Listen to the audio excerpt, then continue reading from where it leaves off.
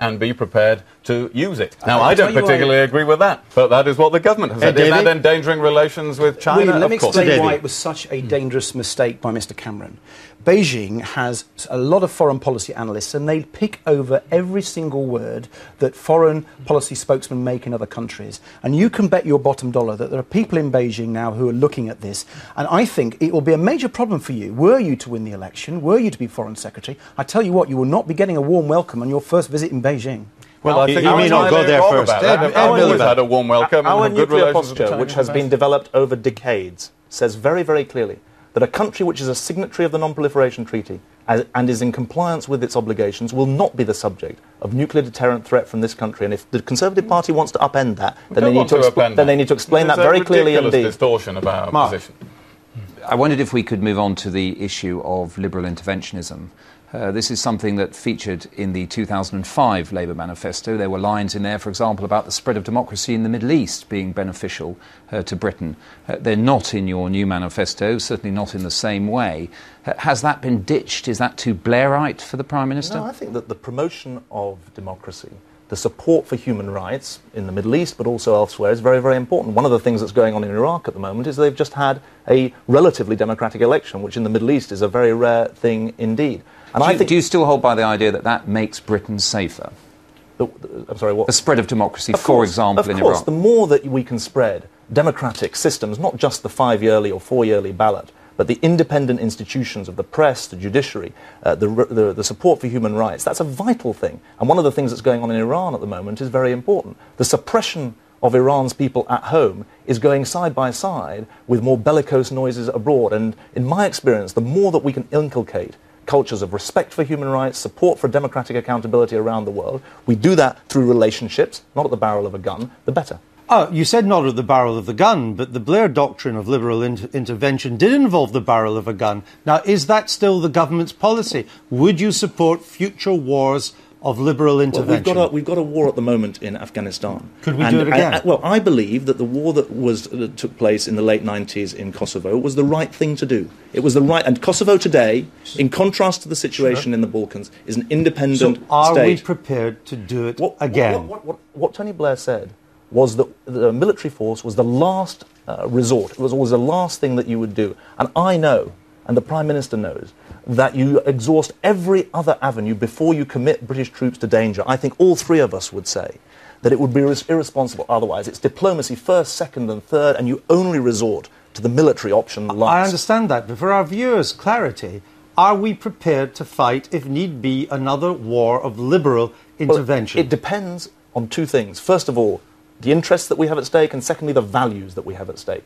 And in the case of Kosovo, at the end of the 1990s, both our interests, because they're a country on the edge of Europe, and our interests are at stake. And I think that's the right way to handle this. All right. Let's move on to Europe as our final subject for this debate. David Milliband, you promised the country a referendum on the European Constitution. You then tweaked it, you renamed it, you dropped it as a manifesto pledge. Why should we trust you? Because the Constitution was abandoned, and it was abandoned by 27 European heads of government when the Constitution that was proposed had been rejected by the voters in France and in the Netherlands. That was the right thing to do. And the issue now is how we get a better Europe. Europe does need reform, and that's why we are at the forefront of its efforts on economic reform, on energy security, on foreign policy. And the issue for us as a country is, do you achieve influence by leading in Europe, by being engaged in Europe, or do you get influence on the edge of Europe, as the Tories seem to believe? That's the choice. It's a better Europe through leadership and through engagement. On the edge of Europe, Mr. Hague? Not on the edge of Europe at all, but on the referendum point, it was a betrayal of democracy. And actually it was one in which both these parties joined. The Conservative Party is the only party that represents change in this respect, which is that we are committed to change the law so that if any future government of any political complexion hands over the powers of the people of this country to the European Union in a greater way, then there must be a referendum by law. I think it is one of the things that has added to disillusionment with politics, to disenchantment with the whole political system, that people were promised a referendum and they never received a referendum, and that's got to change for the future. You're not just out to prevent more powers being handed over, are you? Because you're also talking about bringing back certain powers into the UK, passing a UK Sovereignty Act, which you say would prevent the handover of any more powers. I just wonder if this isn't a recipe for a 5-year pitched battle, legal and political, with Brussels. And where do you draw the lines? What sort of powers are you actually trying to get back for Britain? And how would you do it in such a way as not to stymie European cooperation more generally? It's not a recipe for a pitched battle, and European nations understand that very well. The Sovereignty Act would be our attempt to do what they have in Germany, actually. The Germans have a basic law and a constitutional court, and its rulings must be respected, including in European affairs. And if other European nations can have a protection of their sovereignty, then Britain should be able to do that as well. The sort of powers that we want back are powers like those of the Charter of Fundamental Rights, which again are putting European law over British law in an additional way. Labour ministers once assured us that that would only have the legal power of the Beano. But Mr. Hague, let's just cut to the chase here. Your policy is to roll back powers from Brussels. So at the end of a Tory government of 4 or 5 years, exactly what powers would be repatriated from Brussels to London? The powers that we want to see change are the Charter of Fundamental Rights that I've mentioned, and the worst aspects of social and employment laws in the way that they affect Britain. For instance, why should the working hours of hospital doctors in British hospitals be determined by a European directive? It's not in the interest of other European countries. It can make it harder for us to run our smaller hospitals here in Britain. Shouldn't we be able to be out of that aspect of the working You'd repatriate the social directive? chapter? Well, that's one aspect. I'm not saying the entire social chapter. I'm saying the worst aspects of that. And yes, and that is particularly where it doesn't affect the interests of other. I must bring in Ed Davey here. Well, why should Brussels regulate the hours of our doctors?